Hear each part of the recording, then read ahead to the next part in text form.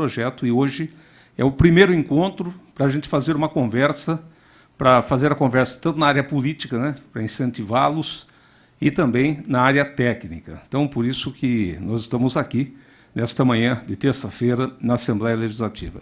Como eu disse, eu estou no meu 6º mandato de deputado estadual. Eu sou de Charqueada, que fica ao lado ali de Piracicaba. Eu comecei minha vida pública em 1992 como vereador, fui reeleito como vereador em 96, até hoje vereador mais votado da história de Piracicaba, de 98 até hoje, deputado estadual. Piracicaba e região estavam há exatos 12 anos sem deputado. E a gente conseguiu, nesse período, nesses 20 anos, hoje Piracicaba é sede de região, comandam ali 26 cidades. Eu sou um radialista, sou um jornalista, eu não sou médico, mas o grande projeto da minha vida, no meu primeiro mandato, foi o projeto da fibrose cística. Eu quero fazer essa apresentação, não sei se todos sabem o que é a fibrose cística, né, que é a mucoviscidose, é uma doença hereditária, uma doença pulmonar que não tem cura, é a doença que a pessoa nasce com ela, é a doença do suor mais salgado, popularmente chamando. Eu estava em meu gabinete em Piracicaba, quando fui procurado por um soldado do Corpo de Bombeiros, no ano de 2001. Ele falou assim: deputado, eu preciso falar com o senhor.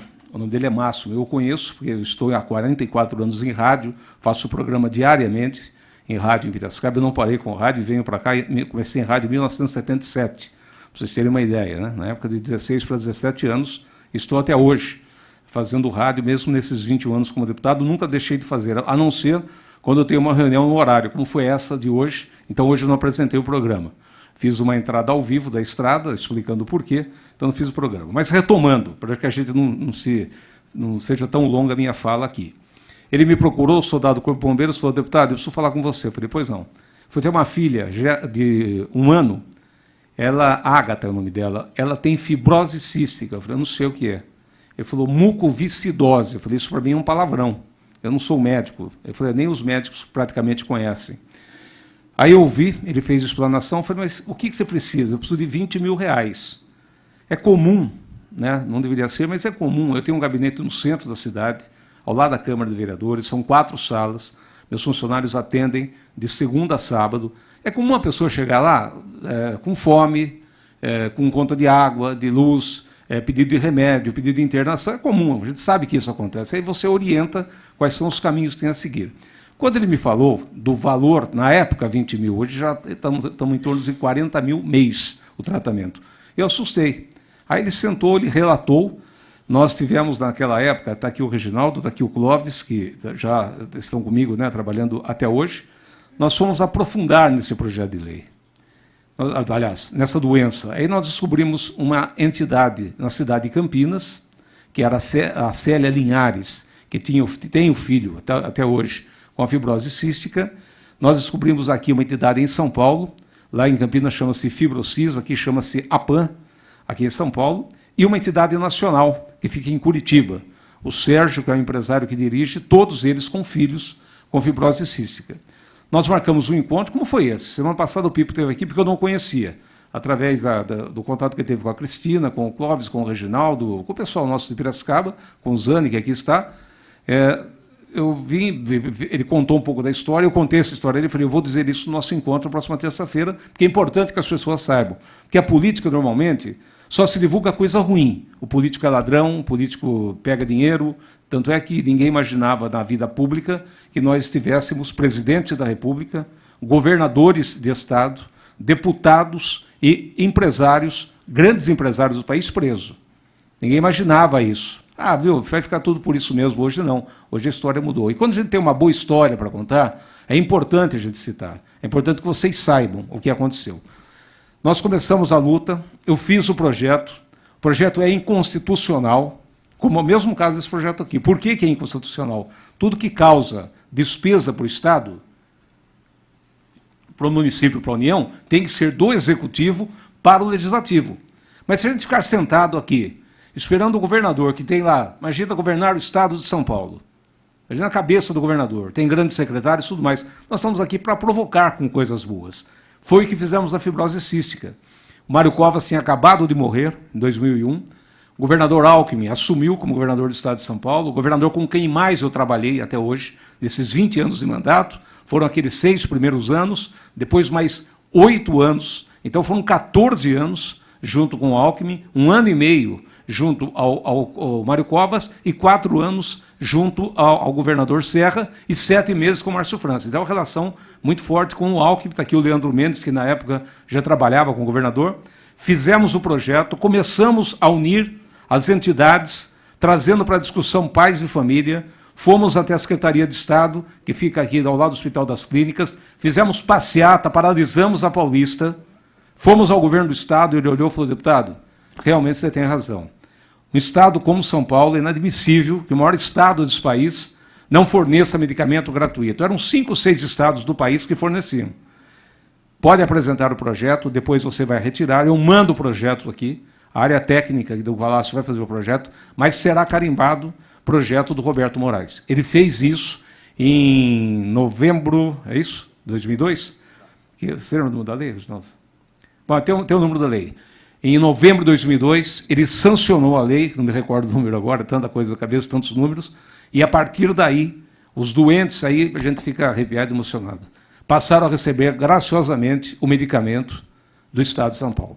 São cerca de 800 credenciados, né, que estão comprovados que têm a doença. E tínhamos um outro grande problema. A detecção da doença é muito difícil. Muitos médicos têm dificuldade. A criança nasce com problema, demora 6, 7 anos, e quando vai descobrir, praticamente não dá mais tempo de socorrer, porque não tem cura essa doença. Uma doença pulmonar que leva ao transplante, e nós, felizmente, conseguimos também, depois de uma luta muito grande, os técnicos da Faculdade de Ribeirão Preto de Medicina não aceitavam a inclusão, eles que faziam estudo, a inclusão do teste do pezinho, mas foi conseguido, graças a Deus. Hoje a criança saiu da barriga da mãe, ela já faz o teste no hospital. E se for detectada a fibrose cística, que é essa doença hereditária, o custo para o Estado é muito menor mesmo. Então, para nós, marcou o meu projeto, marcou minha vida pública.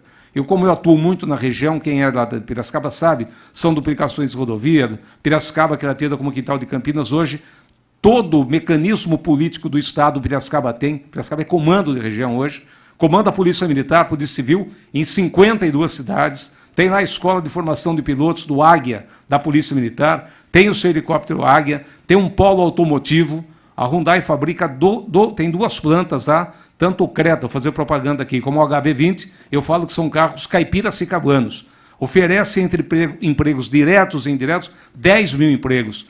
E eu estive na Coreia assinando esse documento daí da empresa. Então, tudo isso que a gente faz, que o cidadão vê, está aqui o Cleiton, que é de Piracicaba, ele sabe, que o cidadão vê e sabe que foi uma conquista política nossa, é importante para o deputado, mas o que mais marcou a minha vida, não sendo médico, foi esse projeto de lei que salva a vida. Eles são extremamente gratos. Nós tivemos, no 2018 anos da lei, foi isso? 2014, comemorando 18 anos da lei, eles fizeram uma surpresa. A entidade de São Paulo, de Campinas, eles foram a Piracicaba, eles fizeram um vídeo com as crianças, com os adultos, com os pais, fazendo essa homenagem. Obrigado, Reginaldo. A lei é 11, vocês querem marcar, depois vocês entram pela internet, a lei é 11.250 de 2002.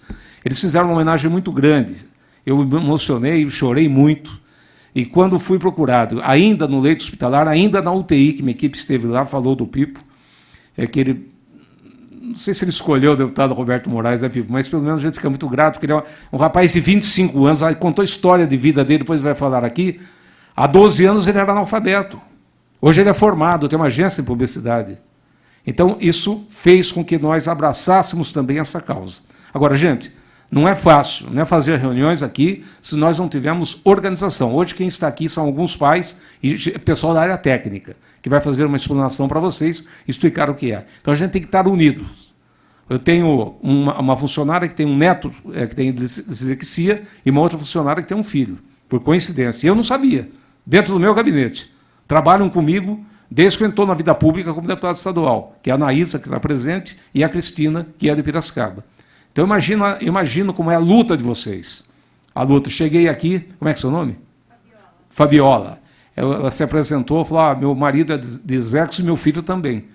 Tanto é que eu perguntei para a namorada do Pipo, ela entendeu a pergunta que eu fiz, se ela era também. Ela falou, não sou. Estou perguntando para a gente, eu estou conhecendo vocês agora. Então, é uma rápida apresentação. Creiam que o que o Roberto fez com o seu gabinete e a sua equipe no projeto da fibrose cística, nós vamos fazer nesse projeto de lei número 949, 2019, que dispõe sobre a criação do programa de diagnóstico e apoio aos alunos com dislexia TDAH na rede de educação pública. O que é? É preparar o professor para que ele possa fazer o trabalho com dislexia, não o professor, mas dentro da classe, para que o aluno não sofra bullying, que ele não seja excluído, que ele não se sinta colocado ao lado e ele não possa realmente aprender. Então, nós vamos começar, a partir de hoje, é o embrião, é o pontapé inicial. Preciso muito de você, porque sozinho eu não vou conseguir. Para que a gente chegue ao governador do Estado, eu estou aqui com um representante, inclusive, da secretaria, que daqui a pouco ele vai se apresentar aqui, que é o Patrick Tanjan.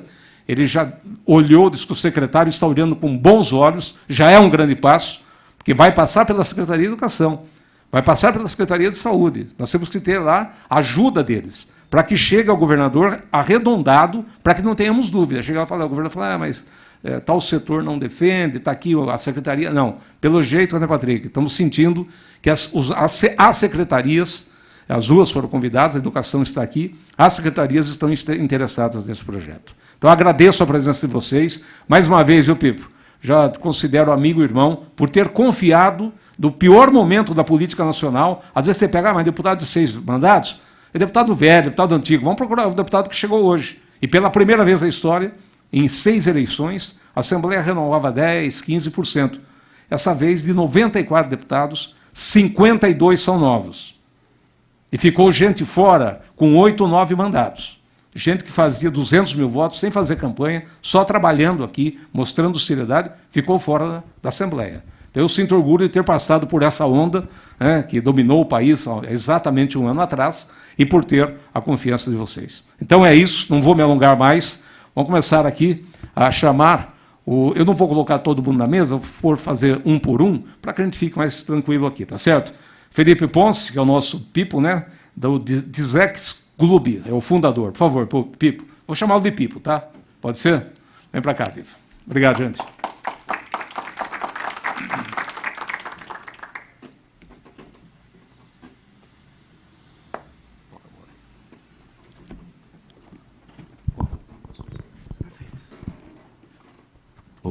Aqui mesmo. Olá a todos. É um prazer estar aqui ao lado do deputado, falando sobre essa causa que eu tenho verdadeira paixão.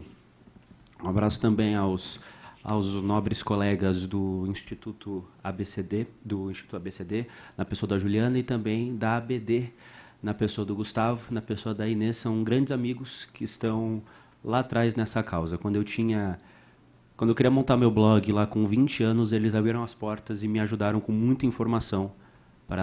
Se hoje eu tenho um blog de dislexia, foi por causa deles. Então, muito obrigado. Falando um pouco da minha história, hoje eu sou empresário, tenho uma empresa de marketing digital, sou formado em publicidade e faço mestrado na área de educação. Quem vê esse currículo pensa, nossa, é um jovem de sucesso, um jovem bem-sucedido, um jovem que teve êxito acadêmico. Mas quem vê o espetáculo, às vezes não vê os bastidores do espetáculo. Quando eu tinha os meus 9, 10, 7 até os meus 11 anos, foi o período mais difícil que eu já passei. Tenta imaginar na infância de vocês qual era o medo que vocês tinham na infância. Medo do escuro, medo do bicho-papão, medo de dentista. O meu medo era de ir para a escola, porque eu sabia que quando eu chegasse na escola, a humilhação iria começar. Por vezes eu fingia estar doente para não ter que ir à escola. Imagina que é um ambiente em que o seu filho tem que se sentir acolhido, tem que ter o prazer da aprendizagem, de aprender coisas novas, não querer ir para a escola. Eu era taxado de aluno burro, preguiçoso e indisciplinado. A Inês vai falar aqui aspectos mais técnicos da dislexia, mas só falando um pouco para vocês, é um transtorno específico de aprendizagem que dificulta a área da leitura e escrita. Consequentemente, a criança disléxica tem muita dificuldade para aprender. Como eu consegui superar esses problemas? Eu tive uma mãe muito presente. Eu passei por fonos, neuros, psicólogos, psicopedagogos, neuropsicólogos, todos os profissionais possíveis e imagináveis eu passei. Fiz aula de reforço também. E tentem imaginar, eu que tive acesso a toda essa informação é porque eu consegui ter esse êxito acadêmico. Agora imagina pessoas que não têm essa oportunidade. Minha mãe é professora universitária, professora do Mackenzie. Minha mãe tinha condições de bancar, ter esse investimento em mim. Agora imagina quem não tem. Imagina pessoas de uma classe menos favorecida. Como é que pode sonhar ou imaginar num futuro melhor? Quando eu tinha, na época do TCC da faculdade, foi quando eu montei o meu blog, o Dyslexia Club. E um ponto interessante, deputado, no logo do meu blog, o logo do meu blog ele é um quebra-cabeça. E tem um porquê, para que é a peça do quebra-cabeça que faltava na vida das pessoas com dislexia. E é um raio para que eu me lembrar sempre que todo mundo que se conectar com o meu conteúdo dê aquela pilhada, aquele ânimo, saia diferente do que entrou. E desde então, em parceria com a ABD, com o Instituto ABCD, a gente, através da internet, promove essa informação. Porque a internet, deputado, tem muita porcaria na internet. Mas eu quero fazer coisa boa na internet. A informação que eu queria encontrar na internet, mas tinha dificuldade de encontrar, eu quero mostrar. Se você pesquisar agora no Google, Direito dos Disléxicos no Enem, os 5 primeiros links que vão aparecer é do meu blog. Se você pesquisar aí na internet a aventura de ser mãe de disléxico, você vai ver o texto da minha mãe, contando um pouco do caos dela. Porque a dislexia não impacta só o disléxico. É um turbilhão na família inteira. É a mãe sabendo que o filho ele é inteligente, que o filho ele tem qualidades, e o mundo inteiro fala que o filho é burro, preguiçoso, retardado, enfim, outros adjetivos. A mãe sofre também, a mãe sofre junto. E lá tem informação. Tem também no meu blog aplicativos que os disléxicos podem ter acesso, que podem ter um cotidiano mais dinâmico. E nesse projeto de lei, é uma grande oportunidade para essas pessoas que não têm acesso a esses profissionais ou não tem como a família ter esse investimento. É uma grande oportunidade para essas famílias. Por isso, eu fico muito feliz em ver o poder público, em ver deputados se interessando por essa causa. A gente precisa de boa política. A gente precisa de boa política. Eu tenho um sonho futuramente me candidatar a vereador, deputado, quem sabe. Mas a gente precisa de boa política. É através de boa política que pessoas sem oportunidade vão ter oportunidades. É através de boa política em que pessoas que antes não tinham oportunidade, não tinham um sonho de galgar coisas maiores, a pessoa vai poder sonhar, vai poder estudar, vai poder aprender. Com esse projeto de lei, vocês verem o caminho. Pessoas com dislexia podem ter acesso a um diagnóstico, a ter acessibilidade no diagnóstico.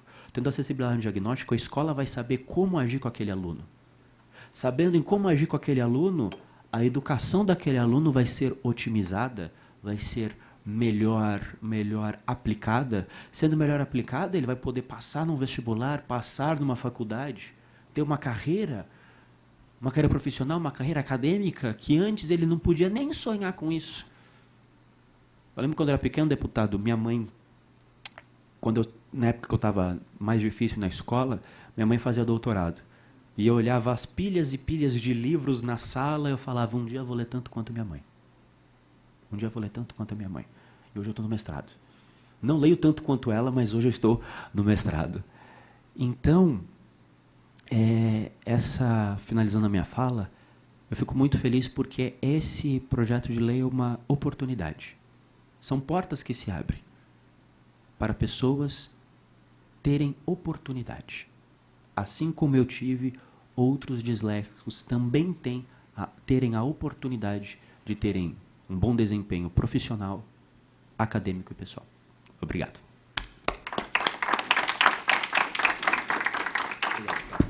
Paula, já temos uma agenda aqui preparada, tá? O pessoal já está trabalhando. Dia 23 de novembro, é um sábado, vocês receberão um convite. Nós vamos fazer uma atividade às 9 horas da manhã no meu gabinete político de Piracicaba. Depois a gente passa mais detalhes, tá? Claro que eu sei que há dificuldades, às vezes o sábado tem a família, tudo mais, mas a gente está abrindo porque nós estamos levantando lá, como eu falei, eu estou aqui, a Cristina, levanta a mão, Cristina. Cristina tem a filha de Zexas lá, e a Anaísa que está aqui, levanta a mão, Anaísa, tem um filho. O seu é o TDAH, né? Neto, desculpa, Anaísa, Neto.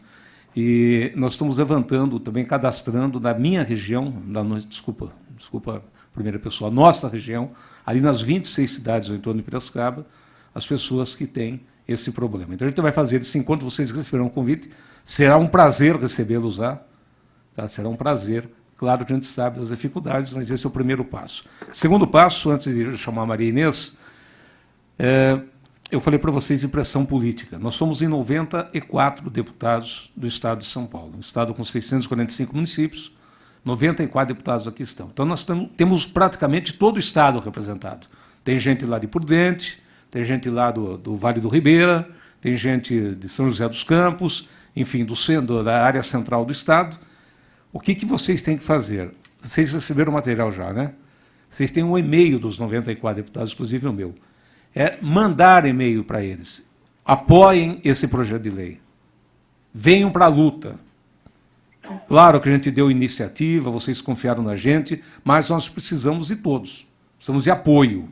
Então é importante que façam, a partir de hoje, sabe, essa pressão, né? Isso é uma pressão, claro, mas que pressione realmente o deputado a entender o que é esse projeto de lei, para que todos possam vir nos ajudar, para que a gente encurte o caminho e o governador nos mande um projeto e possamos realmente continuar essa luta. Maria Inês, por favor, a Maria Inês Ocanha de Luca, que é a diretora da ABD, ela é neuropsicóloga, ela é a Associação Brasileira de Dislexia, é isso? Por favor, você... Pode ficar em pé, porque ela vai fazer uma apresentação aqui no vídeo. Isso. Eu vou tentar não me alongar muito, né, para vocês não se cansarem muito, mas eu tenho que passar algumas informações básicas. Então, eu sou Inês de Luca, para economizar, são muitos nomes. Estou na diretoria da ABD. A ABD existe há 36 anos, tentando levar informações sobre a dislexia, para onde precisar. Tá? Então, precisou numa escola, ela vai, precisou no hospital, onde precisar. A BD é o que a gente estava comentando. Eu, Gustavo, também é psicólogo lá na BD, está nos acompanhando. Onde abrirem portas, nós vamos entrar, tá? Porque eu também sou mãe de disléxico, sou esposa de disléxico, a minha sogra era disléxica, tenho sobrinha disléxica, então a minha família é recheada de gente importante também. Então, a minha formação base é a psicologia, mas todo o resto que veio depois, inclusive mestrado, foi em função da dislexia, porque eu precisava de mais informação, eu precisava saber como lidar para poder fazer essas pessoas todas na minha família terem oportunidade. E é por isso que a gente está aqui, para passar informação, porque a gente percebe que o que falta para muita gente é informação. E, por isso, eles não são atendidos adequadamente e não são compreendidos. Então, vou tentar passar algumas informações, algumas são bastante técnicas, mas é para vocês entenderem a importância disso, porque existe um grupo afirmando que não existe dislexia, de que é uma dificuldade no ensino e não na aprendizagem, e eu vou trazer alguns dados para vocês entenderem que não é só isso. Então, eu trouxe uma definição, embora vocês tenham aí no projeto uma definição oficial, eu trouxe uma outra, que ela é mais ampla, e nos ajuda a compreender melhor as dificuldades que o disléxico tem. A dislexia é uma dificuldade de aprendizagem, caracterizada por problemas na linguagem receptiva e expressiva, oral ou escrita. As dificuldades podem aparecer na leitura, na escrita, na soletração, na ortografia, na fala. e na compreensão e também na matemática, porque na hora de fazer conta é matemática, mas na hora de ler um enunciado é português, envolve a interpretação. Problemas no processamento visual e auditivo também podem aparecer, distinguindo os disléxicos como um grupo que apresenta dificuldade no processamento da linguagem. Linguagem não é só fala, é um conjunto de outras coisas que compõem a linguagem. Isso significa que pessoas disléxicas têm dificuldades em traduzir a linguagem ouvida ou lida para o pensamento, ou o pensamento para a linguagem falada ou escrita. Então, é o trânsito da informação que não funciona tão bem no disléxico. Tá? A dislexia não está associada a uma baixa inteligência. Então, muitos de vocês, né, ouviram que ele mesmo citou aqui, o Pipo, né, que era burro, retardado, e não é isso. Para ser disléxico, tem que ser inteligente. Faz parte da avaliação a gente aferir a inteligência daquele indivíduo. E ele só vai ser considerado disléxico depois de passar pela avaliação, e ele tem que ter, no mínimo, uma inteligência dentro da média. Na verdade, há uma lacuna inesperada entre a habilidade de aprendizagem e o sucesso escolar. As alterações comportamentais e emocionais são consequências do problema, não são parte do problema a princípio, mas se não for identificado, se não for acolhido, esses problemas vão aparecer. E aí é que traz o dano maior para o disléxico. E as consequências trazem consequências para o problema, né? Pois a dislexia não é uma doença, e sim um funcionamento peculiar do cérebro para o processamento da linguagem. Então, não é considerado uma doença, não pode ser considerado assim. É um transtorno de aprendizagem, assim que deve ser nomeado, que é específico para a leitura escrita. Essa é a definição que vocês têm, uma muito próxima aí no projeto, eu não vou ler porque é muito parecida, e ela considera que o indivíduo passou pelo processo de aprendizagem e, ainda assim, não atingiu o nível esperado de leitura escrita, mas tem inteligência normal e tem a recepção da informação normal. Ele ouve bem, ele vê bem, só que não consegue processar essas informações. Essa palavra é importante, é o processamento das informações é que está alterado. E para a gente mostrar que não é uma invenção da ABD, como muita gente fala, né? A ABD que inventou essa história de dislexia, né? Esse transtorno está descrito no DSM-5, que é o Manual Diagnóstico, no CID-10, que é a Classificação Internacional, e no CID-11, que ainda vai ser lançado no Brasil, mas ele já consta lá. E eu vou citar aqui algumas alterações neurobiológicas e funcionais. Eu sei que é muito técnico, mas é importante para vocês identificarem por que isso acontece, por que eles têm dificuldade com leitura escrita, o que é que está diferente neles. Então, para começar, é uma transformação, um transtorno genético e hereditário. Então, não vai ser, que eu citei várias pessoas na minha família, né? E para os próximos que virão aí, netos e bisnetos, provavelmente vai ter. Inevitavelmente, ela é hereditária. Apresenta alterações cromossômicas, então, são vários genes que são responsáveis pela questão da leitura, e em vários deles existem alterações. São efeitos da testosterona durante a gestação que causam essas diferenças no desenvolvimento do cérebro, e em função disso, algumas células estão fora do lugar, algumas têm pequenas malformações e algumas estão desorganizadas, e, por isso, elas não se comunicam direito, especificamente em regiões que processam linguagem. Existe uma assimetria hemisférica, onde é mais comum nós termos um hemisfério que seja mais predominante na questão da linguagem, que é o hemisfério esquerdo, e é justamente nesse hemisfério que o disléxico tem uma comunicação não tão boa. Então, ele começa a usar os dois hemisférios para processar as informações. Ele tem menor volume na parte cinzenta. Vou passar, não vou explicar todas elas, que é só para vocês entenderem a importância, que não é uma coisa simplesinha que deu um analgésico, vai passar e vai acabar. Tem uma distribuição diferente em relação à leitura, que eu já estava dizendo que ele acaba usando os dois hemisférios, e existe uma lentificação no processamento auditivo. Ele ouve bem, mas processa mais lentamente as informações que ouve. Tem falhas na aquisição das habilidades cognitivas, como memória também, um pobre domínio tátil, um déficit fonológico, um déficit cerebelar. Você vê que são várias coisas que não funcionam adequadamente. Um déficit do sistema magnocelular, que é responsável pelo processamento visual, uma lentificação em consequência do processamento visual. Então, ele está vendo a letrinha, mas demora a interpretar o que é aquela letrinha, o que significa aquela letrinha, e, por isso, demora na questão da leitura. Um déficit no movimento sacádico, que é o movimento do olho para fazer a leitura, e tem o fascículo arqueado esquerdo reduzido. Eu vou mostrar o que é isso. Esse fascículo é uma região que faz comunicação entre essas três partes, e essas três partes são as principais envolvidas no processamento da linguagem. Então, você vê que ele tem a pessoa que é um ledor normal tem tudo isso aqui funcionando direitinho. Essas três regiões estão conversando entre si adequadamente. O disléxico tem esse processo todo com uma textura mais fina, um sulco menos profundo, que causa essa dificuldade toda no processamento da informação.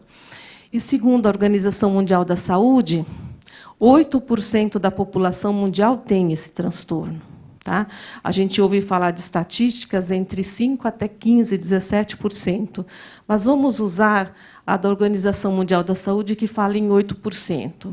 Se nós usarmos a população do estado de São Paulo, que é mais ou menos 44 milhões, em 645 municípios, com dislexia, nós vamos ter pelo menos 354 mil pessoas.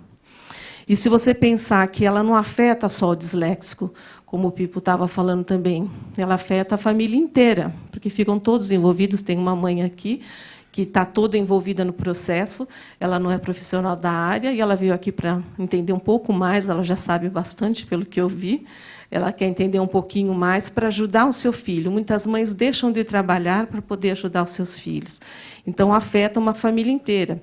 Se você pensar em termos de voto, vamos falar aqui abertamente, se você multiplicar esses 350 aqui por 4 numa família, é um bom núcleo, né, para a gente pensar.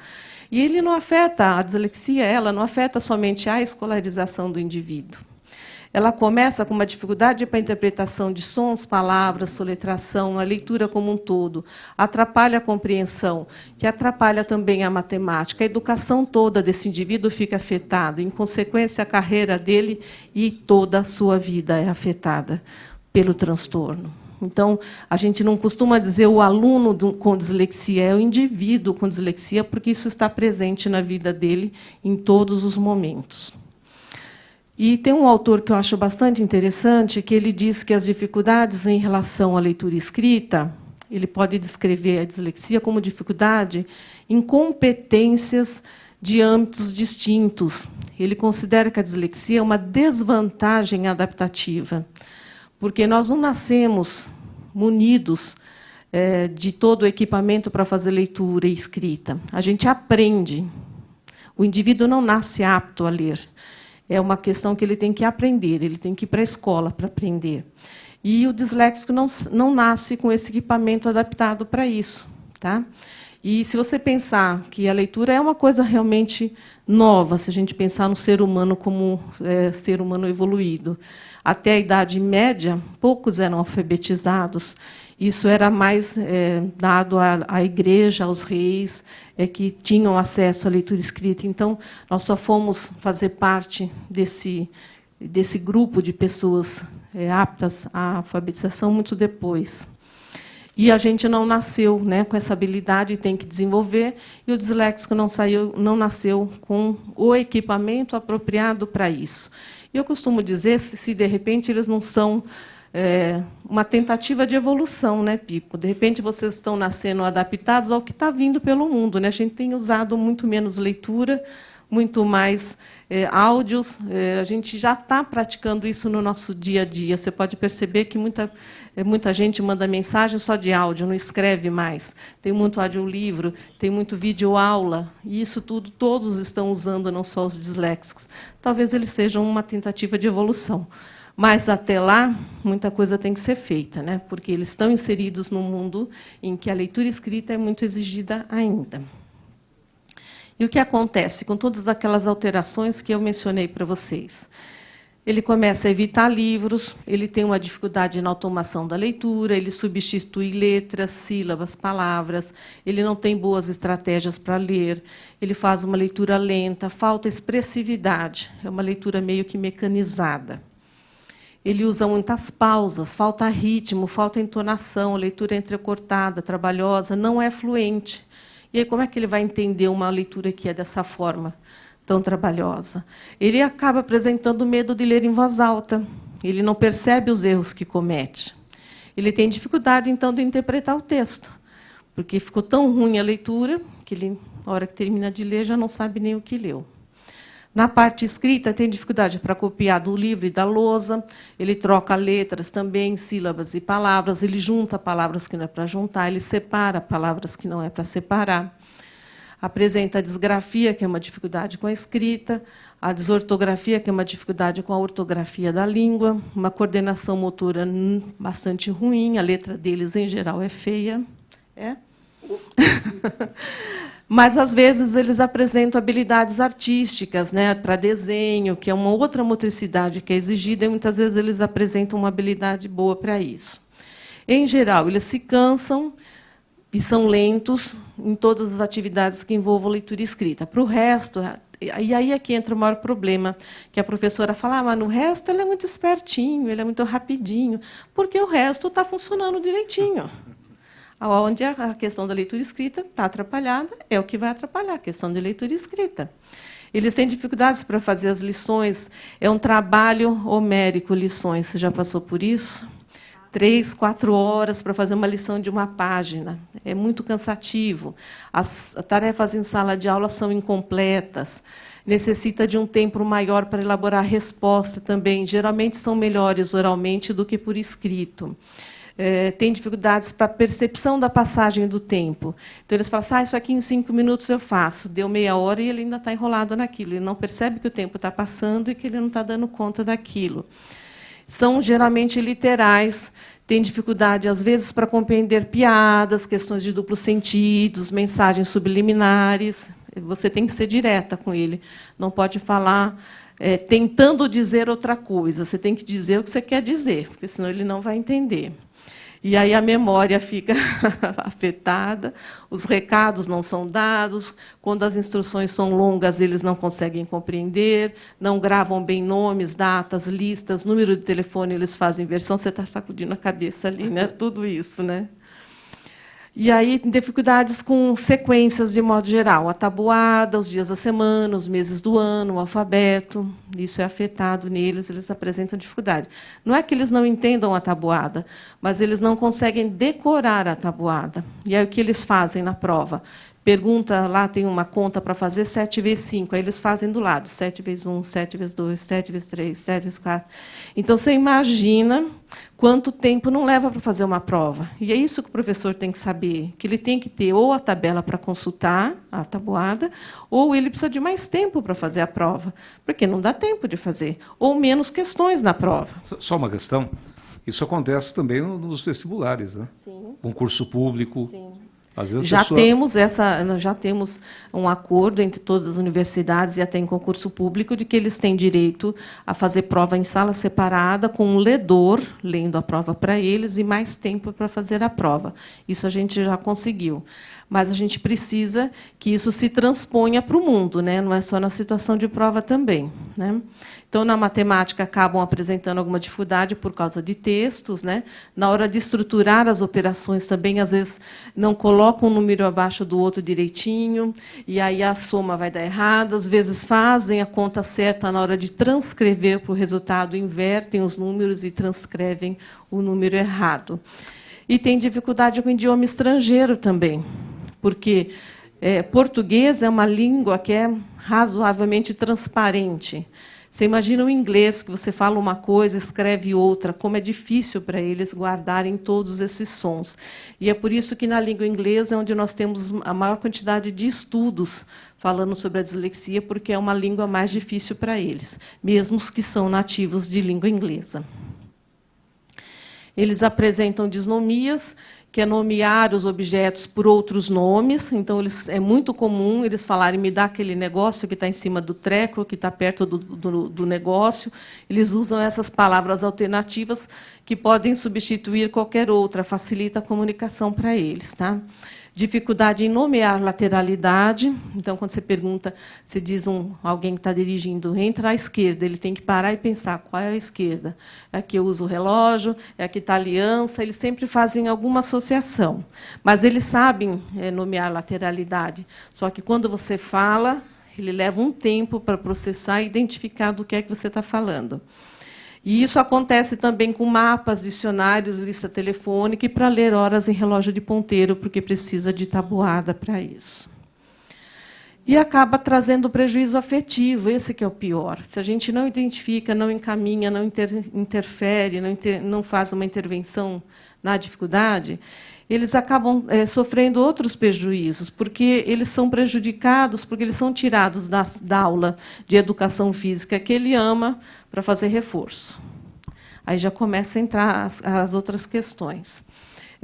A vida social fica prejudicada, porque a coleguinha vai para a balada e faz prova no dia seguinte, tudo bem, ela tem que ficar até meia-noite, 1 hora estudando, porque ela precisa sempre ter um empenho a mais para conseguir o mesmo que aquele que não tem a dislexia. As cobranças paternas, né, muitas vezes os pais não compreendem muito bem e aí fala para o filho, você não vai sair desse quarto enquanto você não decorar a tabuada. Ele vai morar no quarto, porque é uma dificuldade para ele. Então, por isso que a gente precisa que todos saibam para saber como lidar e salvar essas crianças de toda essa pressão desnecessária. A gente não está dizendo aqui para passar a mão na cabeça. Continua sendo filho, tem que levar bronca quando faz coisa errada, tem que receber orientação, mas, nas questões de leitura e escrita, a gente tem que pesar um pouquinho mais leve. Né? Pressão social, você tem que entrar na faculdade pública, porque teu irmão entrou, você vai ter que entrar também. Eles são vítimas de bullying, porque é o fulaninho que não sabe ler, ele é burro, ele é idiota, e esses nomes que eles recebem. Né? E, como consequência, o quadro mais comum que nós encontramos, além das dificuldades relacionadas à leitura e escrita, é a ansiedade e depressão, que não precisaria vir. Isso aqui é consequência de todo o sofrimento que eles passam durante a questão da escolarização. E, lá à frente, depois que eles passam pelo processo, o que acontece? Eles atingem um índice menor de escolarização. Dificilmente eles enfrentam uma faculdade.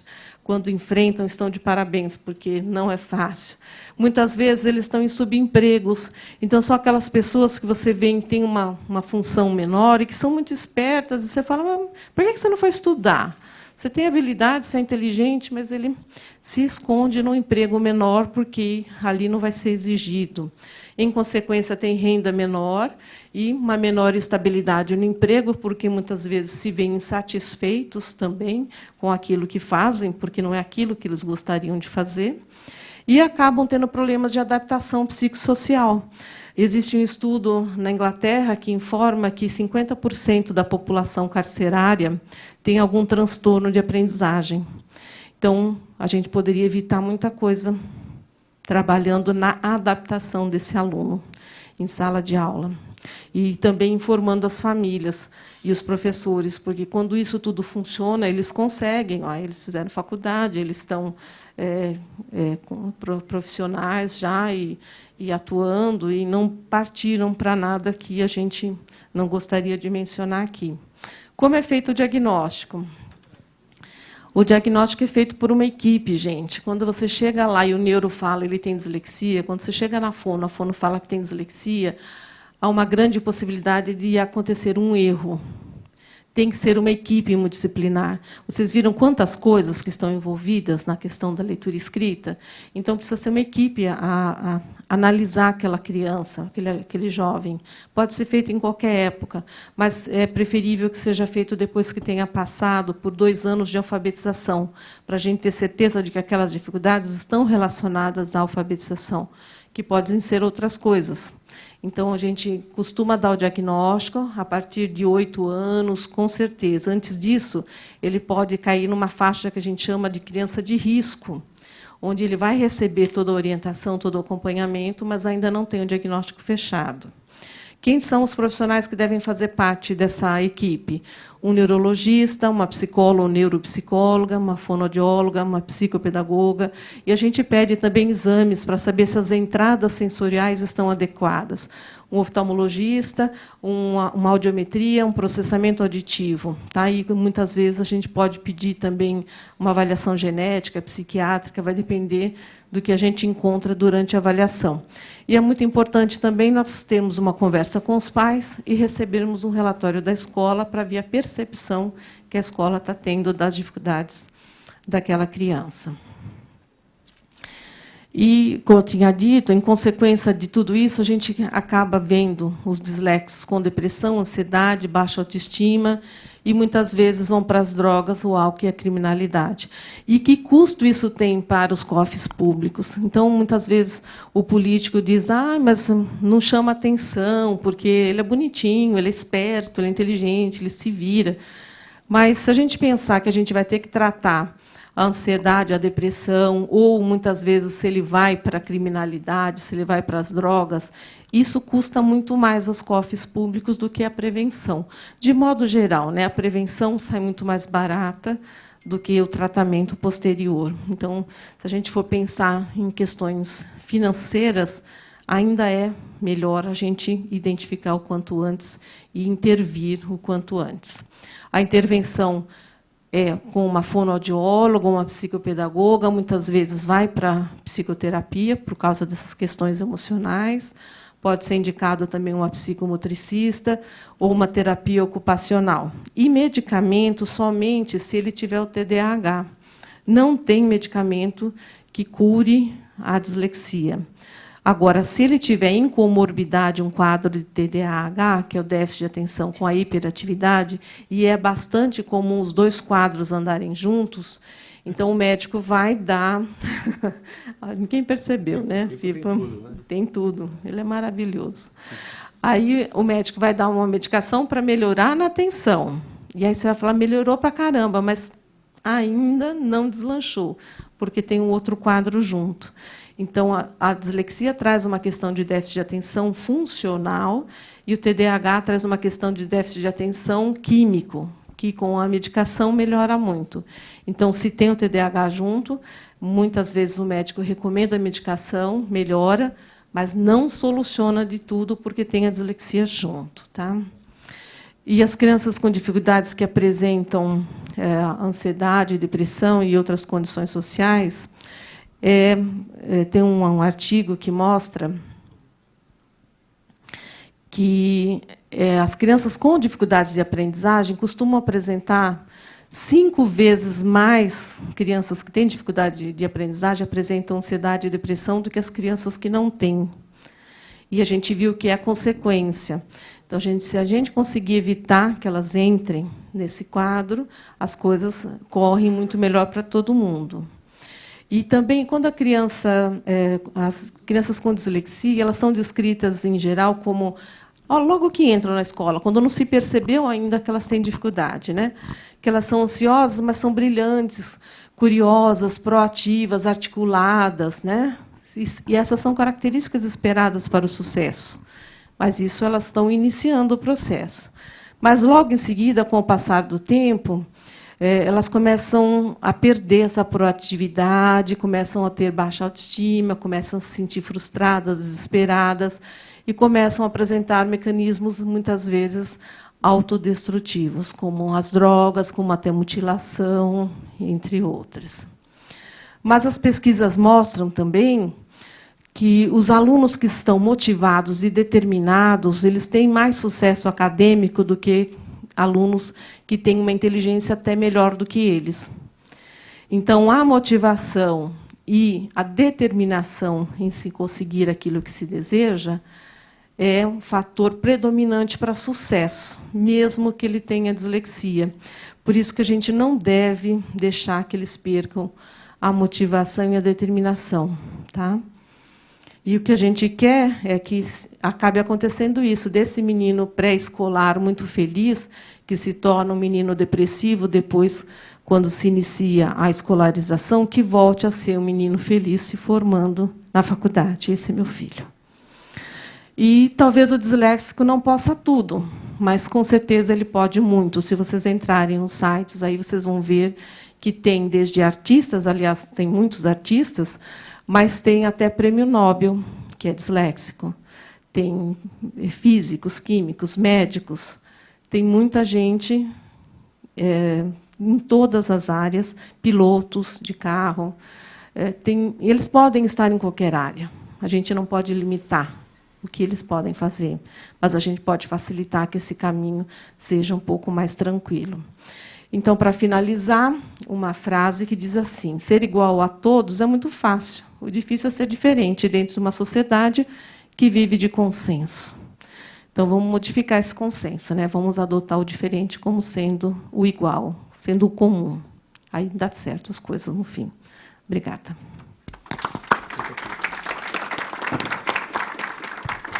Obrigado, Maria Inês Ocanha de Luca, diretora da ABD, neuropsicóloga, e tem um filho, né, com dislexia. Eu queria aqui pedir para a Juliana Morina, que é o presidente do Instituto ABCD.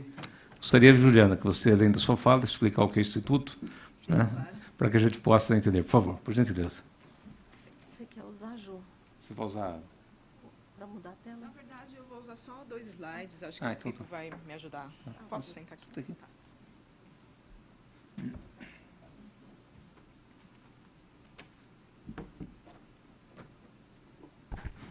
Bom dia.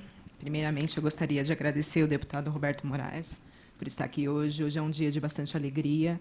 Acho que a gente vem há muito tempo lutando por essa causa, uma causa relevante. Eu vou explicar o que é o Instituto ABCD e por que essa causa é relevante. Quero agradecer imensamente ao Pipo, que é um incansável na luta. Eu acho que a gente acompanha o Pipo há muito tempo, e isso é um grande prazer estar aqui hoje. Eu acho que ele tem uma grande responsabilidade de estarmos todos aqui presentes.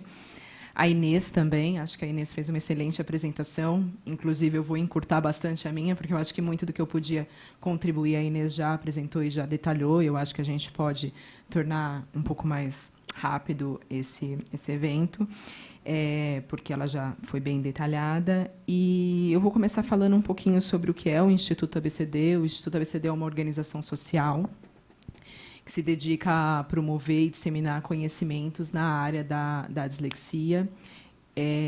Vou contar uma história rápida, não vou me alongar, mas ele foi fundado por um pai de hoje um jovem adulto com dislexia, mas, na ocasião, ele, aqui no Brasil, estava buscando, na verdade, ele tinha o diagnóstico da dislexia, mas ele não estava encontrando uma escola que conseguisse atender às necessidades do filho dele, e ele teve a oportunidade de sair do país para procurar uma outra escola em um outro local.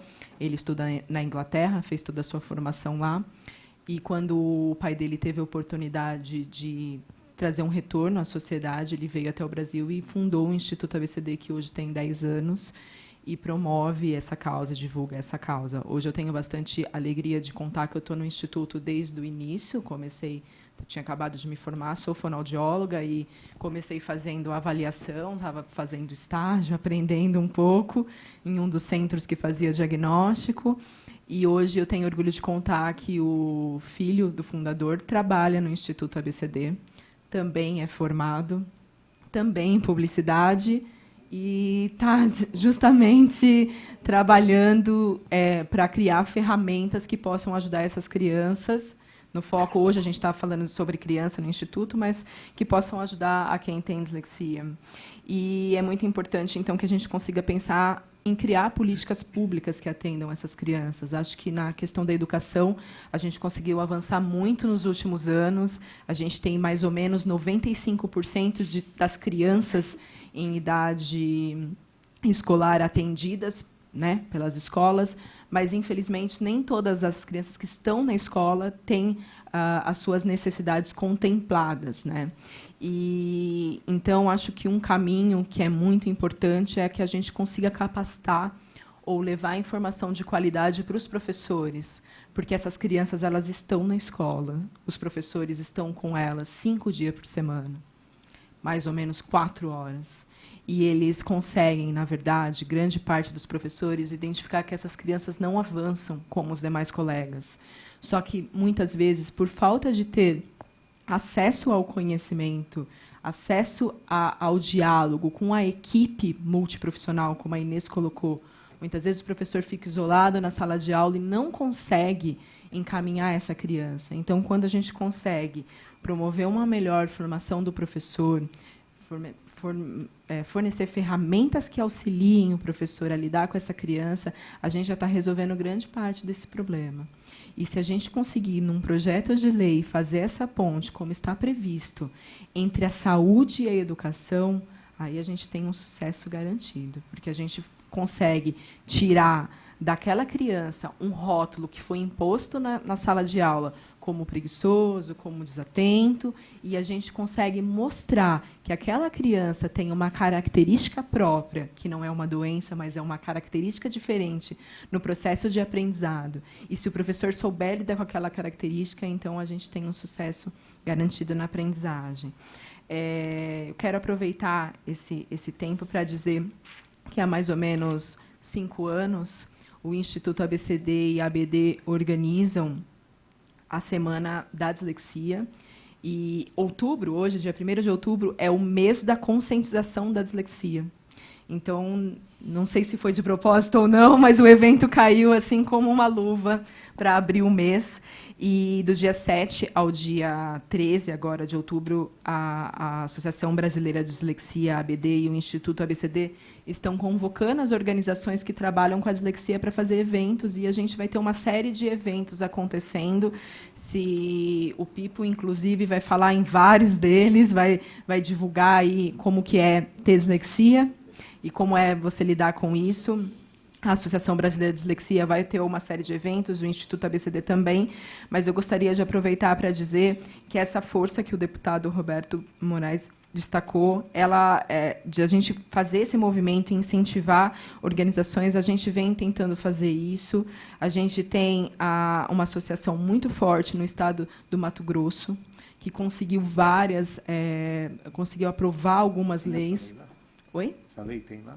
Tem, não essa de atenção da educação básica, não, né? Mas eles têm. Eu passei para o Clóvis. Mas e a gente vem unindo essas organizações. Na Bahia, a gente tem um outro grupo de mães muito forte, a gente tem um grupo de mães muito forte também em Brasília, e essas mães vêm se organizando e montaram um grupo que chama Mães do Brasil. Esse grupo une todas as mães de vários estados, e eles, com certeza, vão adorar saber que a gente está fazendo esse movimento, a gente vai comunicar a eles. E, enfim, era isso. Eu agradeço muito a oportunidade. Só gostaria de reforçar, a Inês passou números importantes, mas se o Pipo puder passar só o próximo, que eu queria só dizer que a gente tem a dislexia como uma condição que afeta as habilidades básicas de leitura e de linguagem. E como as condições básicas, ela atrapalha demais o aprendizado. Então, uma criança que poderia ter o seu pleno desenvolvimento, toda a sua capacidade intelectual pode ficar prejudicada se a gente não conseguir fazer o atendimento precoce. E, para finalizar, só o próximo, Pipo, por favor. No Brasil, a gente vai estimar que mais de 8 milhões de brasileiros têm a dislexia, sendo que 2 milhões de brasileiros, estão matriculados no ensino regular.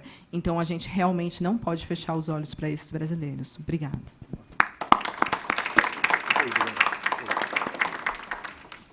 Obrigado, Juliana, pela apresentação como presidente do Instituto ABCD. O Pipo, como eu disse, né, a culpa foi minha do atraso do projeto, porque eu estava doente. Então, eu devia ter apresentado antes. Só voltei às atividades praticamente em agosto, tanto é que a data é 21 de agosto. Eu sei que o Clóvis está recheado de informações, mas algumas ainda eu não tomei conhecimento. Mas é bom saber que no Mato Grosso, né, tem essa entidade realmente forte. Eu pedi para o Patrick, por gentileza, o Patrick Tanjan, da Secretaria de Educação do Estado, agradecer, viu, Patrick? Agradeço ao secretário. Eu sei até que ele gostaria de estar presente, mas como é uma primeira reunião, você veio para tomar mais conhecimento, mas nós vamos marcar uma audiência com o secretário para levar oficialmente esse projeto. Tá? Obrigado pela presença. Oi. Eu queria primeiro agradecer, deputado, aí, a mais uma causa nobre aí na Assembleia e iniciar dizendo que a Secretaria está inteiramente à disposição para a gente iniciar as conversas sobre esse tema. Acho que é importante. Acho que foi uma provocação muito importante que foi feita na Secretaria. Acho que assim como quando a gente fala que o governador ele tem muitas demandas do Estado de São Paulo, a Secretaria também tem. Assim, é uma secretaria gigantesca, são 5.400 escolas, 3 milhões e meio de alunos. É o maior orçamento. Sim, é muito... E os problemas são muitos também, então é importante que a gente seja constantemente provocado no momento que a gente tem essas pautas, que aí eu particularmente desconheci os números que a Inês apresentou aqui, são 354 mil. Isso só no estado de São Paulo? São Paulo. Só no estado de São Paulo, é muita 8 criança milhões no Brasil. com problema. E 8 milhões no Brasil. E 8 milhões no Brasil, sim, acho que é um ponto muito importante e que tem, sem dúvida alguma, sendo 350 mil crianças, um impacto muito importante na aprendizagem das crianças. É entender que a aprendizagem é um direito, né? E não me parece que nenhuma criança vai à escola sem querer aprender. No momento que ela está na escola e não consegue aprender, a gente tem um problema que tem que ser resolvido, e aí é função do poder público garantir que todas as crianças tenham o mesmo acesso à aprendizagem. Queria parabenizar o Pipo também pelo blog. Espero que você chegue aí onde você quer chegar, vereador, deputado. Mas acho que um ponto importante que você levanta aqui é que hoje a gente vive numa era que não necessariamente a gente precisa ter a caneta para mudar a vida das pessoas, né? E aí quando você tem o seu blog, quando você, esse apoio que você dá aí para as crianças, para os jovens dislexos, parabéns pelo seu trabalho aí. Também vou querer conhecer isso melhor, até porque a gente tem portais na secretaria, conversa com professores, dão formação a professores, entender como a gente consegue casar esse tipo de coisa para a gente ter um alcance maior. Parabenizar a Inês e a Juliana aí pelo trabalho que elas vêm fazendo aí também na dislexia. E acho que, do nosso lado, se colocar inteiramente à disposição na secretaria para a gente conversar sobre esse assunto, para a gente ir evoluindo essas tratativas, para a gente entender como a gente pode dar um atendimento melhor para essas crianças. E obrigado. Assim, a gente se sente mais agradecido do que vocês têm a agradecer para a gente pelo convite de estar aqui hoje, deputado. Patrick, muito obrigado. Gostaria até que você já visse na agenda do secretário o dia que a gente pudesse, com as entidades, tá? Uma data boa para todos, para que a gente pudesse ir até a secretaria e oficialmente entregar. Claro que ele já tem conhecimento, ele já leu o projeto, já se interessou, mas fazer mais um ato, né? Seria provavelmente o segundo ato desse projeto de lei, a ida com o secretário. Entregar é uma audiência de 10 minutos, é apenas entregar, é oficial, fazer a foto da entrega do documento. Tá? Ele vai querer mais 10 minutos. Que bom, isso é bom. Fica sentado, Patrick. Agradeço mais uma vez o Patrick Tanjan e agradeço ao nosso secretário de Educação. Eu vou abrir a palavra, se alguém tem alguma dúvida sobre o projeto, ou então, para quem entende, né, que são os nossos técnicos aqui. Eu vou... Priscila, leva o microfone, por favor. Você só se identifica, tá? E faz sua pergunta.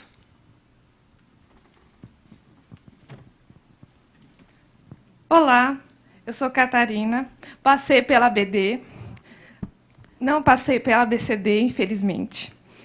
Eu sou disléxica também. Eu agradeço, People, imensamente por todos nós, porque não é fácil. Eu descobri a dislexia, eu tinha 8 anos. Eu passei, era muito jovem. Enfrentei muitas dificuldades. Meus pais são disléxicos. A gente foi descobrir depois de muito tempo. Entre outras associações que passei também. Passei por uma equipe multidisciplinar. Né? Meus pais são professores. Minha mãe é da Prefeitura de Osasco, meu pai é do Estado. Tive condições de pagar pelos especialistas, porém, conheci várias pessoas que não. Até mesmo pessoas que procuram e não têm condições. Né? Eu sou pedagoga, né? Consegui fazer a faculdade à distância. Eu fiz à distância, as aulas vinham online, porque eu não conseguiria presencial. Né? A dificuldade de prestar atenção no que o professor fala é muito difícil. Sou também especialista em vinhos, sou sommelier. Que bom. Sou Você também... trouxe vinho aí ou não?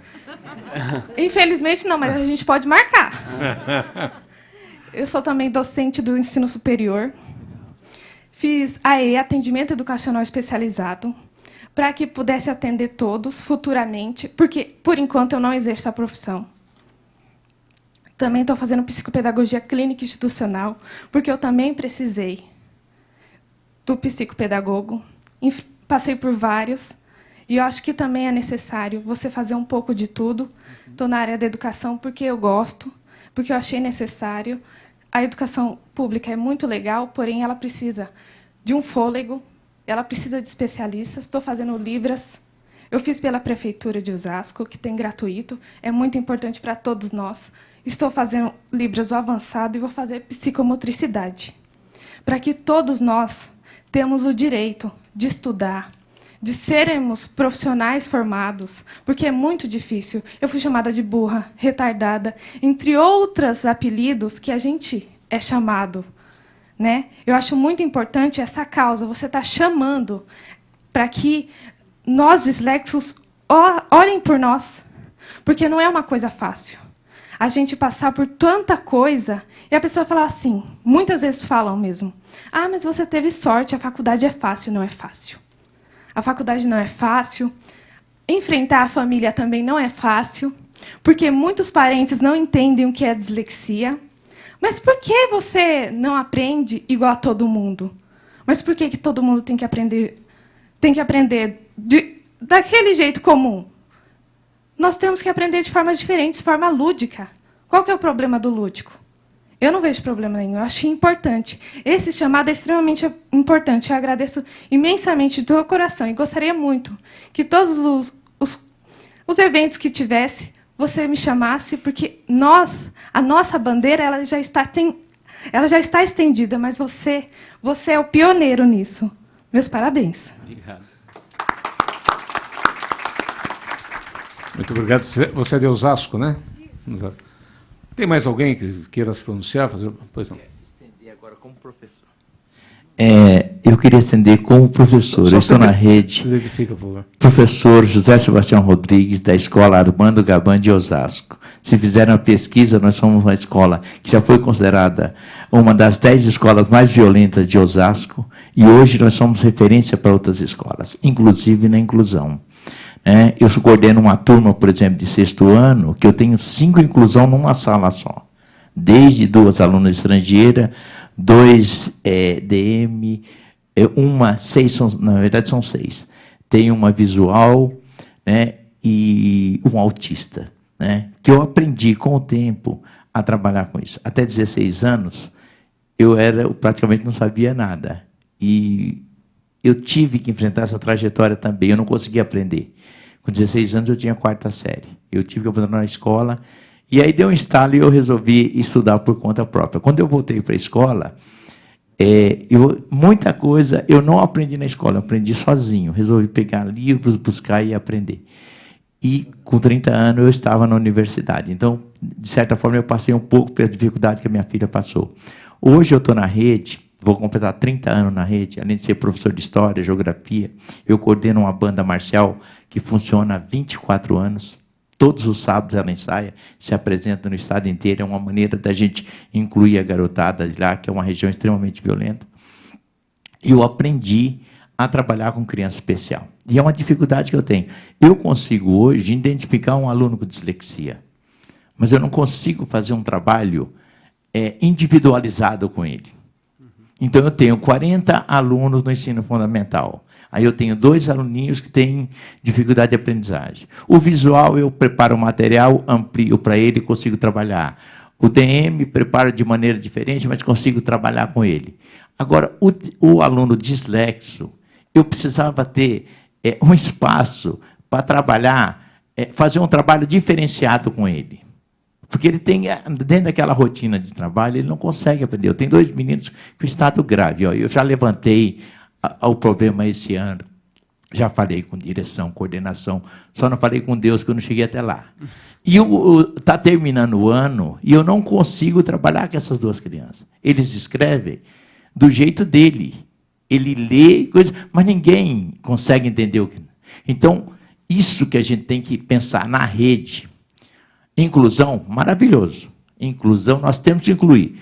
Mas tem pessoas que aprendem de maneira diferente. E eu, quanto educador, eu preciso ter um espaço, um momento, não aqueles 50 minutos, para trabalhar com todos coletivamente, para me trabalhar com esse aluno especial. Isso é uma falha que tem no sistema, é uma falha que tem na rede, né?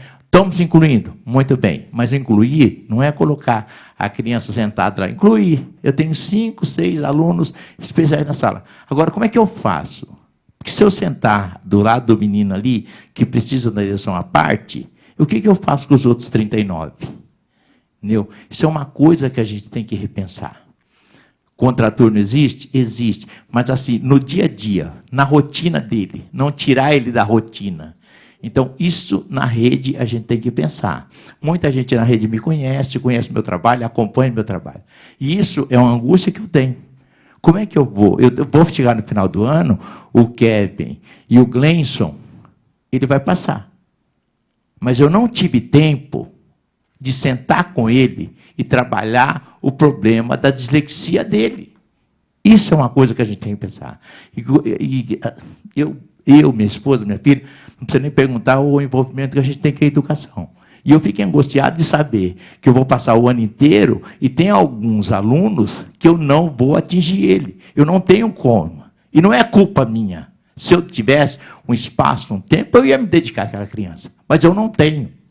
Eu tenho que cumprir uma rotina, que é uma rotina cansativa, eu tenho que ter 40 horas semanais, tem toda essa coisa. E eu não tenho tempo para trabalhar com essa criança. Né? E vai passando o tempo, a gente vai fingindo, vai fingindo. Se você for no terceiro colegial, tem gente, tem um quadro de dislexia e que ele passou pela escola e ele vai sair e daqui a pouco ele não consegue nem preencher uma ficha de trabalho. Isso é uma coisa que a gente tem que pensar. A sociedade, educação é um problema da sociedade. E nós, quanto especialistas, a gente tem que pensar nisso. Vamos incluir, mas dar condições para a inclusão. Deixa eu só falar um pouquinho que a BD tem um programa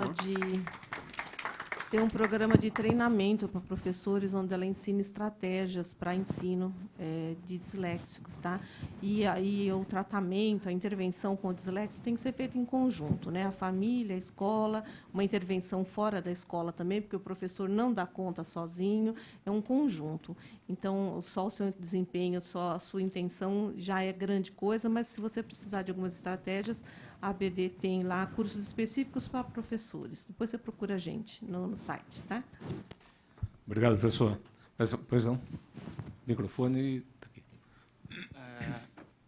Bom dia, né? Meu nome é Gustavo, eu sou psicólogo e coordenador de projetos da Associação Brasileira de Dislexia também. E continuando a fala do professor, eu acho importante, aproveitando a apresentação da secretaria aqui também, dizer que no final do ano passado a ABD firmou um projeto histórico junto com o Centro Paula Souza, que é uma instituição pública estadual que regula todas as ETECs e FATECs do estado de São Paulo, para a capacitação dos professores em transtornos de aprendizagem. São quase 16 mil professores, todas as ETECs e FATECs do estado de São Paulo, para esse curso de capacitação dos professores. Então, essa é uma atenção que a gente também está tendo, que já temos as ferramentas para trabalhar e, na prática, já estamos colhendo os bons frutos desse trabalho. Então, são alternativas diante da problemática aqui colocada, que a ABD já está pronta para enfrentar e munir os professores dessas boas ferramentas para que o aluno tenha o seu melhor desempenho possível. Obrigado. Mais alguém? Pois não. Aquela lá atrás pediu faz tempo. São duas pessoas, ó. Aqui e depois lá em cima. Bom dia.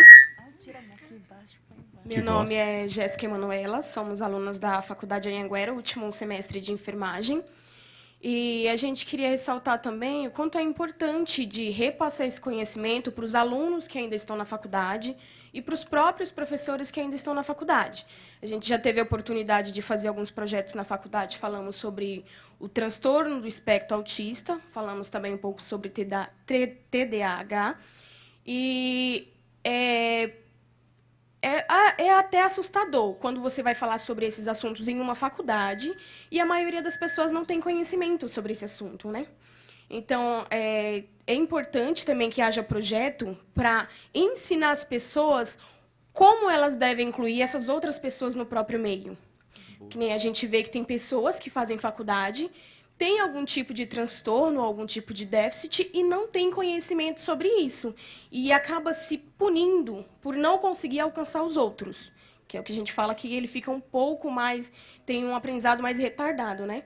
Então, seria muito interessante também que a gente pudesse levar todo esse tipo de informação com um pouco mais de profundidade para as escolas e para as faculdades, porque nós, como alunos, somos reprodutores de informação. A gente não leva só para o meio onde a gente está, para o meio educacional, a gente leva para casa, a gente leva para o vizinho, para o amigo.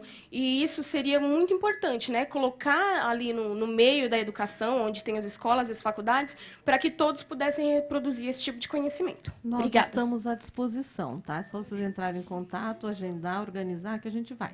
Obrigado. Como é que é o seu nome? Jéssica, né?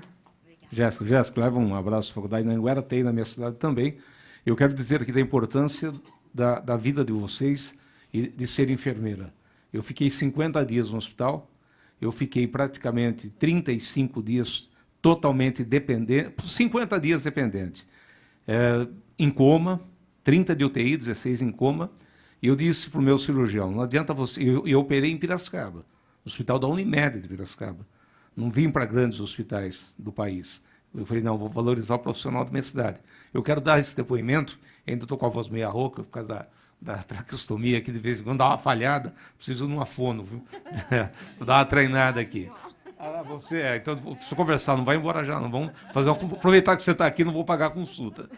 E, então, só para dizer do trabalho da enfermagem, do auxiliar de enfermagem, chegavam aquelas meninas, eu ficava até meio constrangido, pequenas, elas falavam, olha, Roberto, aqui não é força, aqui é prática.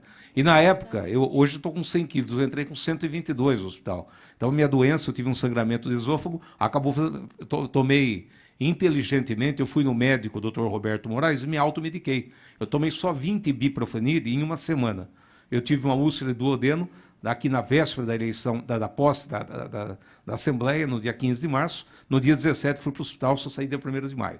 Então o trabalho de vocês é um trabalho maravilhoso, tem que gostar muito da profissão, não é fácil, principalmente as enfermeiras que estão lá no hospital, cuidando da UTI, pessoas totalmente dependentes. Parabéns pela profissão escolhida, passei a valorizá-la muito mais, porque não adianta o médico operar se depois do pós-operatório não tem profissionais competentes como vocês, como fisioterapeutas, as pessoas que nos dão a condição de voltar a ter uma vida normal. Parabéns pelo trabalho e muito obrigado de estar presente. Vamos? Pois não? Olá, eu sou a Tatiana, também sou estudante, somos do último semestre de enfermagem, e eu achei muito bacana essa assembleia que abriu, porque eu tenho um filho que ele tem dislexia, ele tem TDAH, eu sei da luta que não é fácil, em questão de todos, dentro da escola, com os próprios amigos, e até fora, dentro da sua própria família, que às vezes não entende, né, a questão do preguiçoso, você não faz porque você não quer. Isso é muito berrante na vida deles, eles escutam isso o tempo todo. E, assim, é muito importante, claro, o professor tem que ter um preparo realmente para identificar, porque é muito difícil, né? E, assim, tem 6 anos que eu descobri que ele faz tratamento, ele toma medicação por conta do TDAH. E, na época que a gente descobriu, realmente os professores não tinham, naquele momento, nenhum tipo de treinamento, não conseguiam identificar isso. Né? Então, fui mudando ele de escola a escola, até que uma pessoa, uma abençoada, falou, Tatiana, faz isso, vamos levar na fono, porque tem alguma coisa e não é preguiça. Né? E, assim, hoje ele é um menino super feliz, eu tento tirar ele o máximo, né, da depressão, da questão que isso é constante nele, porque ele se sente menos do que os outros. Né? Então, essa é uma luta. Eu, dentro da minha casa, meu marido, a gente está sempre elevando, né, a moral dele, mostrando que ele tem capacidade. E isso é muito importante, a presença da família, estando junto. Ele tem 11 anos, hoje ele é um jogador. Então, assim, no futebol, ele conseguiu encontrar todo o brilho que lhe faltava para poder olhar para ele e falar, mãe, eu posso, eu consigo. Então, junto com a gente, com o futebol e com os professores hoje, com toda a equipe, assim, ele é muito feliz.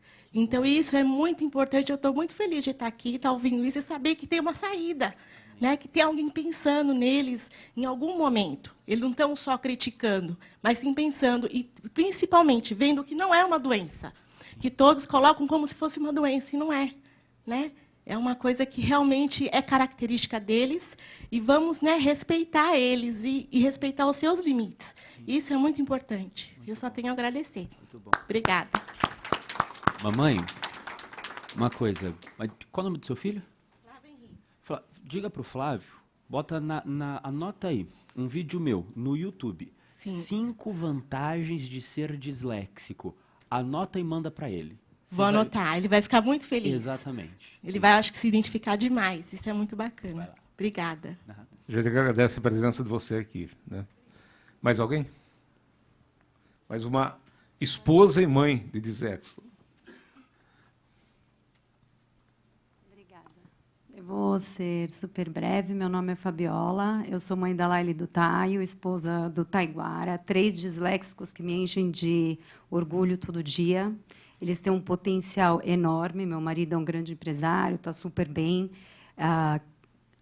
Descobriu estratégias para chegar onde ele chegou, porque a dificuldade do disléxico é na leitura e na escrita. Outros problemas acabam vindo junto por causa do emocional, quando não é bem gerido. Deputado e assessor Tranjan, eu acho que vocês têm um papel enorme, porque oferecer para o disléxico as acomodações na vida acadêmica deles é tão importante quanto oferecer uma rampa para um cadeirante subir um prédio. E é só isso que eles precisam. Só precisam da rampa. Porque todo o resto eles têm. Eles só precisam da rampa para ajudar com a leitura e com a escrita. E se o governo não fizer alguma coisa, os meus filhos têm tudo, porque a gente pode prover, mas eles são um ponto fora da curva. Assim como eles têm infinitas crianças no nosso país, que têm um potencial enorme, uma inteligência enorme, podem chegar onde eles quiserem, se for oferecido a rampa para eles. E isso foge das nossas mãos, como mãe. Né? Assim, a gente só vai chegar em algum lugar se a gente tiver a ajuda de pessoas como vocês. Então, eu agradeço esse primeiro encontro e espero que hajam muito mais. Obrigado. Muito obrigado. Mais alguém? O silêncio diz que não, né? O pessoal está com o estômago roncando aí. Esse deputado chato não encerra. Deputado. Oi. Eu queria falar só para a Jéssica e para a Tatiane que o Instituto ABCD tem um curso que chama Entendendo a Dislexia. Ele é um curso online e gratuito, aberto a todos que queiram entender mais sobre a dislexia. Como a gente falou dessa questão da universidade, algum tempo atrás também a gente elaborou um guia. É um guia para universidades, que fala sobre como você pode acomodar avaliação e aulas. Então, vai falando um pouquinho sobre a tecnologia e como que a tecnologia pode ajudar. O Pipo poderia falar muito melhor do que eu, pode, com certeza, falar melhor do que eu, sobre a tecnologia e os benefícios, mas também sobre alguns direitos em relação a fazer provas orais, a ter um ledor. Então, acho que isso ajuda, se vocês quiserem, e entrarem no site ou nas redes sociais do Instituto, é disponível e gratuito para download, tá bom? Bom, obrigado, Juliana. Eu vou... Ô, Wellington, pois não. Falando, deputado, do Wellington, aproveitando, um grande amigo, disléxico também, enfermeiro, professor das meninas, um grande amigo. Parabéns. Bom, primeiro, parabenizar pelo evento e agradecer também a minha supervisora da universidade que me permitiu estar aqui com minhas alunas. Em relação à sua fala, em relação à formação de professores de nível superior, dentro da Anhanguera, que pertence ao Grupo Croton, a gente tem um portal que é a Universidade Croton, um portal de formação para os profissionais da universidade, e tem um tópico lá sobre educação inclusiva e fala sobre a dislexia e o TDAH também. Então, os professores da universidade são orientados a trabalhar com os alunos que tenham tanto TDAH quanto dislexia.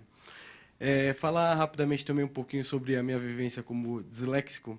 Eu fui diagnosticado pela ABD em 2002, quando tinha 14 anos, e diagnosticado por uma psicopedagoga em 98. Mudou muito ter o diagnóstico, ser acompanhado por um profissional dentro da minha formação acadêmica. Tive de grande importância uma fonoaudióloga que me ajudou muito a aprender como encontrar artifícios para superar as dificuldades que às vezes a dislexia nos traz. A dislexia não nos impede de nada. Ela faz com que nós lutemos e encontremos esses artifícios para superar essas dificuldades. Eu acredito que esse projeto de lei vai ser de grande valia. É um passo inicial para a gente conseguir trazer grandes modificações, principalmente para aqueles que não têm tanto acesso ao tratamento, à educação.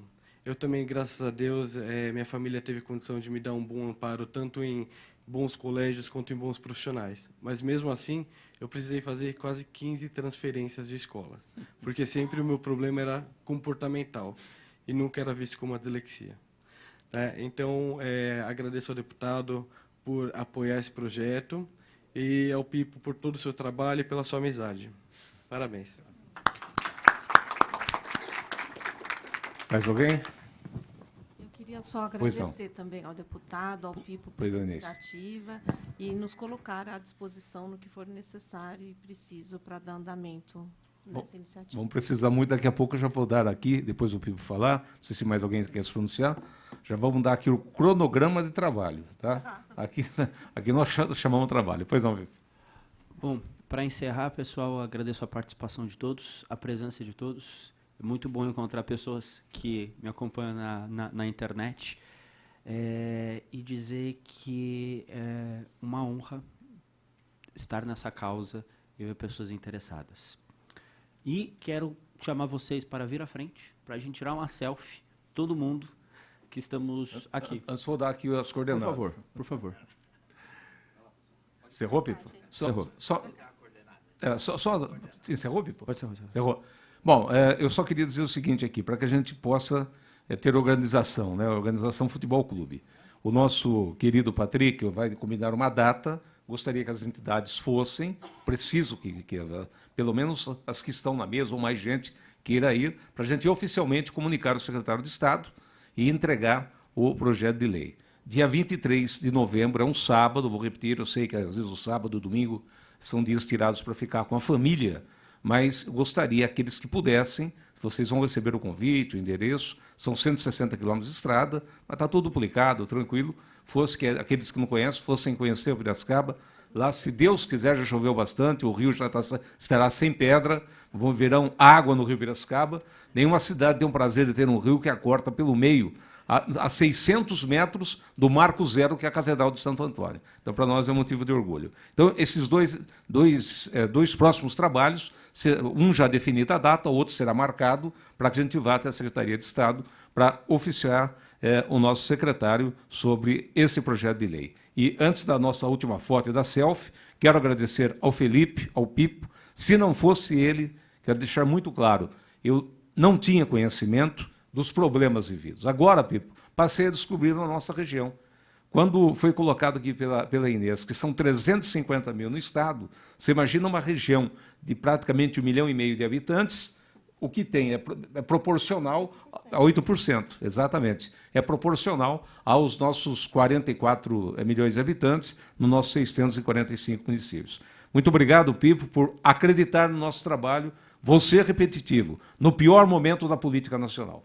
Eu fico extremamente agradecido e você e ninguém aqui será decepcionado. Se a gente sentir que o projeto não vai andar, não vamos ficar enrolando e enganando para fazer voto. Não sou disso, não preciso disso. Preciso de seriedade na vida pública. Você consegue votos, você tendo seriedade na vida pública. E você, esse jovem que é, eu estou extremamente emocionado e agradecido. Desculpa mais uma vez pela minha doença, o atraso de protocolar esse projeto de lei. Mas agora ele vai andar numa outra velocidade, pode ter certeza disso. Obrigado, Maria Inês. Prazer em conhecê-la. Obrigado, Juliana. Espera aí que você vai fazer uma consulta comigo. Obrigado, Patrick. Leve um abraço ao secretário e ao agradecimento. Quero agradecer aqui a minha assessoria, o Reginaldo, que está presente, o Clóvis, o Zane, a Cris, a Anaísa, o Pedro e Dirley, o Leandro e a Ana, que são da liderança do nosso Cidadania, nosso antigo PPS, vocês que vieram aqui participar desse momento importante do Parlamento. Esse projeto de lei que começa a tramitar agora não, né? Já tramita desde o dia